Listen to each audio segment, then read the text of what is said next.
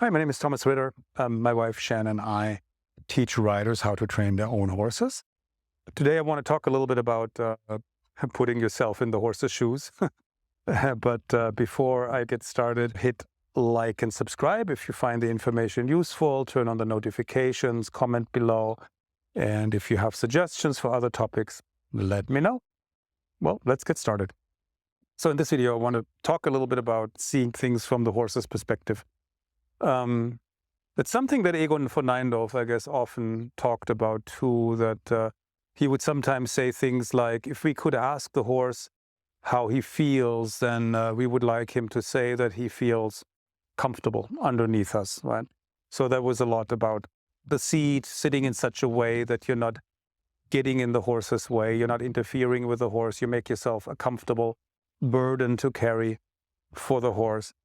But it goes beyond that, right? I often think about, well, how must that feel to the horse, or what must the horse be thinking? Because, of course, the horses haven't read our books, and we can't verbalize, to them, look, I want you to do this because it's good for you, or because this is the result I'm looking for. The horses just experience, things that are comfortable or uncomfortable or hurtful or, pleasurable in some ways. And we want to teach the horse something, so they have to take what we do, connect dots, and so they understand, oh, that's what the rider wants me to do. If they sit like this, if they touch me here, if they press there, they want me to do that, right? So there's always a certain intellectual engagement involved as well. So we have to present things in a way that the horse can understand them, that there's a logical cause and effect and connection there. And sometimes, people are too disorganized, or they leap too quickly from one thing to another thing. And the dots that the horse has to connect are so far away that they don't see that there is even another dot nearby, right?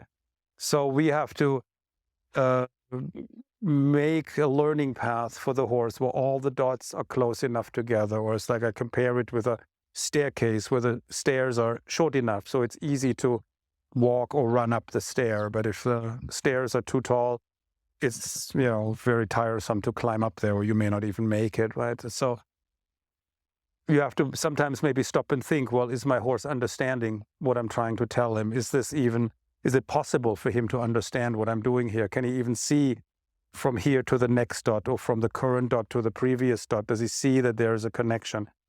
Can he extrapolate from the information he has to what I would like him to do next, right? So sometimes, horses get this blank stare on their face, or blank look on their face, or they act nervous because they're confused and they have no idea what you want, so they feel stressed because of that. And we have to learn to interpret the horse's behavior and facial expressions and postures and so on correctly. So we notice when he doesn't understand what we want, and then we have to maybe think, okay, what is he not getting here? What is he not understanding? Which piece of the puzzle is missing? And then you teach him that missing piece of the puzzle. And observe the mood, observe the emotions of the horse, right? Confusion often shows up in fear. And so if the horse starts to get nervous and tense and anxious, then maybe you've gone too fast. Maybe you've thrown too much information at him in too short amount of time. That can happen too, that the little brain is overloaded and he needs more time to process. And usually it's helpful to subdivide what you're doing into smaller steps, smaller pieces.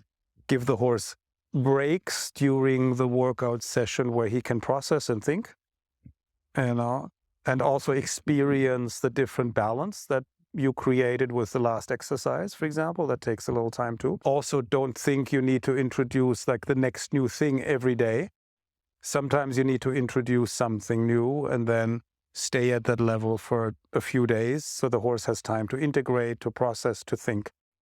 Because they also integrate things overnight. They sleep on it, and then sometimes the next day it goes a lot better, which is funny.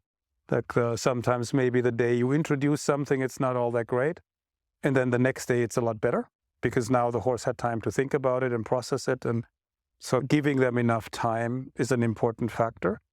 And keep track of, well, how fast am I moving? How big are the demands? How fast am I increasing the demands? Because it's easy to get carried away when things go well, right? And when the horse is making like exponential progress or even linear progress, right? And that never lasts long, because sooner or later the horse needs time to integrate, think, digest, and then it feels like either you hit a plateau or it feels like you're dropping a little bit. You feel like we're getting a little bit worse. It's and I compare that sometimes to the construction sites where you excavate the basement of a house, you pile all the dirt up, next to the hole, and over the days and weeks and months, that pile of dirt consolidates and it shrinks, apparently, right? Because all the little particles of dirt and sand come closer together, the air gets pushed out probably, and so the pile of dirt is smaller. And it feels a little bit like that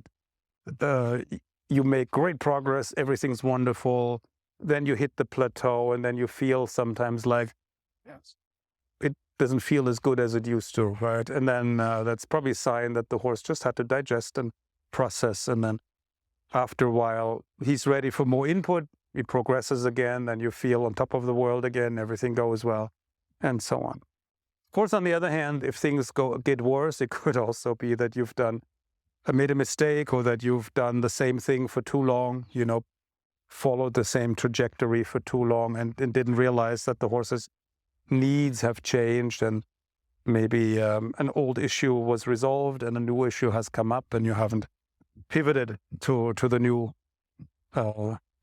needs or the new issues that have come up. So that's also a possibility, right? So put yourself in the horse's shoes. Always think about, what must that feel like? What must the horse be thinking, with the limited input we can give him? Since we can't give him books to read or videos to watch, or we can't explain to him verbally why we're doing what we're doing and what we're aiming for, what the intentions are. So, think, what would that feel like if I were the horse, right? What would I be thinking if I were the horse?